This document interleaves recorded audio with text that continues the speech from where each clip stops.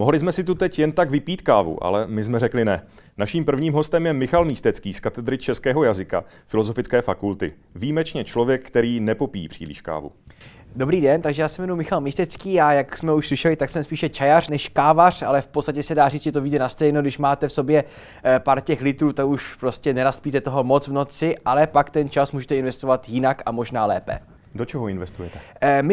My počítáme různé jazykové vlastnosti pomocí nejrůznějších indexů. Ta situace je vlastně taková, že se snažíme zexaktnět tu vědu, která jinak je spíše taková, řekněme, hodně jako eseistická, intuitivní a tak dál. Jak byste se dostal právě k tomu, co děláte a co obnáší ten váš výzkum a věda?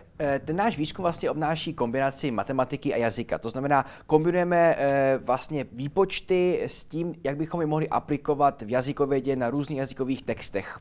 A tím se snažíme zpřesnit to zkoumání. Jak jdou věda a životabudiče jako káva nebo čaj dohromady? Velmi dobře, protože bez životabudičů v podstatě a čaje a tak dále není v podstatě ani možné vědu dělat, protože když nemáte prostě v sobě nějaký ten eifer, tu energii, kterou někdy stimulujete prostě, řekněme, nepřirozeně těmito způsoby, tak nemůžete nic zkoumat, to prostě nejde. Můžete pak vůbec usnout? Ne, ale to je dobře. Protože když nemůžete usnout, tak máte aspoň více času v podstatě na ten výzkum a dokážete počítat rychleji, efektivněji a déle. Jak si to vůbec člověk představí, že spojíte čísla s jazykem a s různými literárními díly a dalšími věcmi? Máme vlastně texty a všechny texty se skládají z nějakého počtu slov a ta slova se tam objevují s nějakou frekvencí. A také těchto charakteristik my jsme schopni nějakým způsobem v podstatě spočítat vlastnosti toho textu, jeho slovní bohatství, jeho aktivitu, jak daleko jsou od sebe slovesa, jak moc ten text je komplexní, jak moc drží pohromadě, nejrůznější věci se dají zkoumat. Nestratíte se občas právě v těch počtech? Je to problém. Člověk musí dávat pozor na pořádek, musí všechno postupně kopírovat, musí vědět, co dělá a hlavně musí vědět, proč to dělá a jak to zkoumá. Jak to tedy zkoumáte? Funguje to takto. Máme nějakou vlastnost textu. Vezmu si třeba slohovky svých žáků a chci vyzkoumat jejich slovní bohatství. Tak v podstatě je vezmu, nějakým způsobem si je přepíšu do počítače nebo je skopíruju a tak dále, ano, a potom spočítám to slovní bohatství. No a když uvidím, jak mi to vychází, tak dokážu říct, který z těch žáků je lepší, horší, který se zlepšil, zhoršil, cokoliv. Čili máte k ním přístup, není ano. Problém zprávy. Přesně tak, já jsem středoškolský učitel, takže já mám slohovky v elektronické podobě velmi často, takže tam můžeme vyzkoumat třeba, jak ten člověk se mění i v průběhu let, jestli se mu zvyšuje prostě slovní bohatství, koheze textu, anebo naopak snižuje, nebo to hapruje, to je různé. Co všechno jste zkusil vyzkoumat? Zkoumali jsme různé věci, zkoumali jsme třeba politické projevy, zkoumali jsme projevy třeba pacientů různým způsobem, to znamená, jestli nějakým způsobem zhoršuje třeba slovní bohatství s propukající nějakou chorobou degenerativní, nebo jsme zkoumali jsme písňové texty, to je velmi vděčné, zase jsou v elektronické podobě, čili jsou snadno dostupné. Máme nejrůznější možnosti. Prakticky všechno, co je napsané, se dá zkoumat početními metodami. Já na Michala Místeckého prozradím, že je většinou zvyklý mluvit ve stoje, takže... Je to pravda, proto taky tak rychle mluvím, takže si myslím, že to je způsobeno nejenom nervozitou, ale i tím, že člověk v podstatě je zvyklý mluvit ve stoje a taky přemýšlet ve stoje, nebo nejlépe ještě v chůzi. Dokážete se sklidnit alespoň při tom zkoumání literárních děl? Člověk se sklidní, protože je to sám s počítačem, to znamená, máte před sebou nějaký výzkum a ten musíte udělat. Většinou člověk si třeba někdy všimne, že prostě udělá nějakou hloupou chybu a tak dále, takže musí přepočítávat třeba 50 věcí znova, ale to už je prostě úděl vědce, to už takhle je. Jazykovědec, matematika. Dokázal jste si to někdy v minulosti představit, že byste něco takového dělal? Já jsem měl matematiku vždycky rád, ale nenapadlo mě, že jde tak jako efektivně kombinovat s jazykem. Ale obecně platí, že ta matematika je nástroj. Ona je schopná prostě poskytnout prostředky a jazyk potom už si je zpracuje podle svého. Jak člověka napadne zkoumat třeba ten konkrétní text nebo cokoliv jiného řešit? Já jsem spíš taková jako holka pro všechno, to znamená, já dostávám nápady od jiných a ty pak zpracuju. Někdy mám třeba vlastní nápady, to znamená, zkouším nějakým způsobem třeba nějaké nové formule, nějaké nové vzorce na použité texty, ale to je spíše málo kdy. Čili zkoumáme různé věci, politické, literární, slohovky, cokoliv.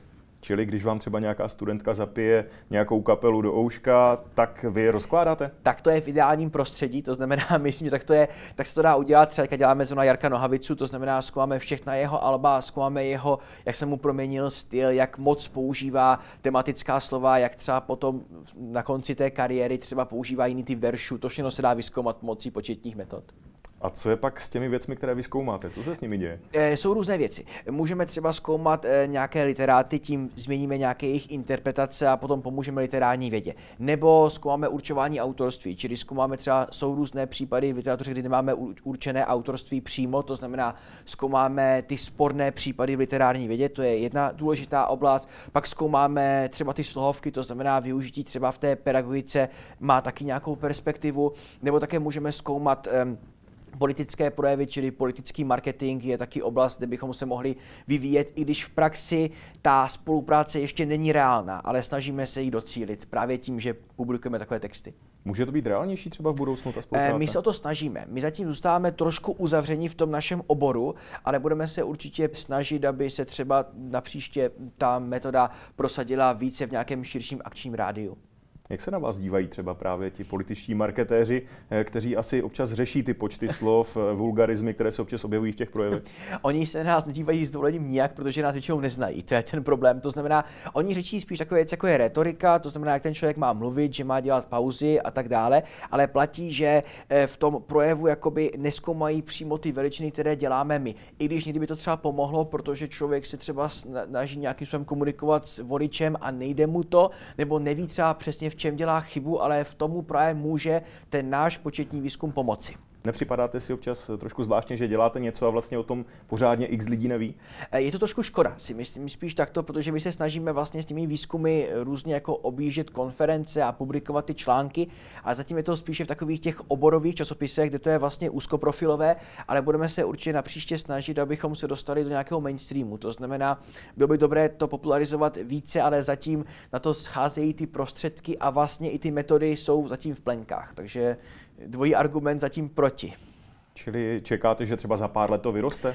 Potřebujeme hodně lidí, potřebujeme hodně dobrých výzkumů a potřebujeme se nějakým způsobem uvést i mimo to akademické prostředí. Jsou někteří lidé nebo studenti, kteří na vás můžou navázat? Máme různé jakoby lidi, kteří s námi chtějí spolupracovat, máme doktorské studium, máme 2 doktorské studentky, které přímo píší práce v naší oblasti, to znamená, už se objevují lidé, kteří vlastně častěji píší to témata, méně se toho bojí a myslím si, že obecně se to otvírá. Není to teda po desítkách lidí, ale je to po jednotkách lidí.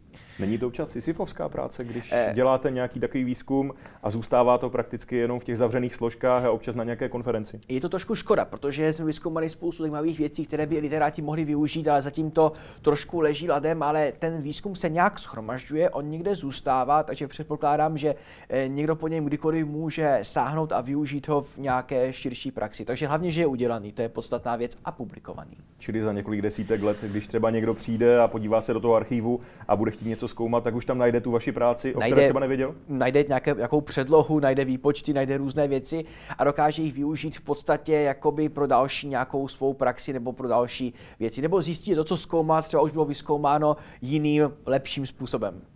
Jak vám pomáhají moc počítače? Je to naprostý základ. Já jsem dělal pár výzkumů, které byly ručně, ale to byla hrozná práce. Opravdu jsem dělal třeba Halase, jsem zkoumal jeho aktivitu a tím pádem v podstatě doslova vypisujete každé sloveso, každé přídavné jméno, což je hrozná práce. To znamená, když máte nějaký ten elektronický korpus, tak se vám s ním pracuje mnohdy lépe. Čili první otázka moje, kterou já kladu nějakému spolupracovníkovi je, máš to v elektronické podobě, protože jestli to není, tak tím pádem je ten výzkum prakticky odsouzen k dlouhaleté práci nebo k zániku. Čili pokud by nebyl, tak byste museli všechno přepisovat. Přesně tak, anebo prostě přepisovat ty věci, které zkoumáme, to znamená třeba adjektiva, slovesa a tak dále. Ale jako je to i tak obrovská práce. Už jsem to dělal, ale je to opravdu nepříjemné. Jaký největší extrém jste zažil právě v rámci výzkumu? To je jednoduchá otázka. Já jsem zažil největší extrém u Františka Halase, kdy jsem vlastně vzal jeho sebrané spisy, to znamená, pokud se nemýlím, 9 sbírek a celkem asi 450 básní a zkoumali jsme jejich aktivitu. No zkoumali jsme, já jsem ji zkoumal sám, to byla moje magisterská práce.